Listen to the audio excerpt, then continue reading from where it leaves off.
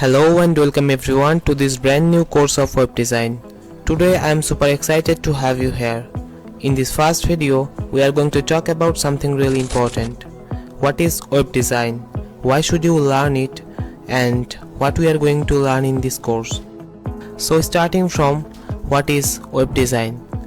Web design is all about creating beautiful, user-friendly websites that people love to visit.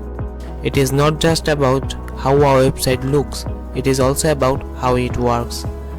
It includes planning, designing, and building websites using tools like HTML, CSS, and sometimes JavaScript. You will learn all of this in this course. And the second question was, why should we learn web design?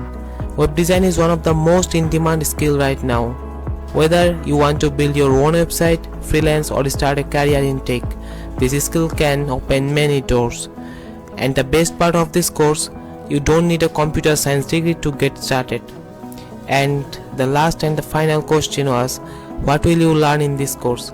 In this course, I will guide you step by step through the basic of web design.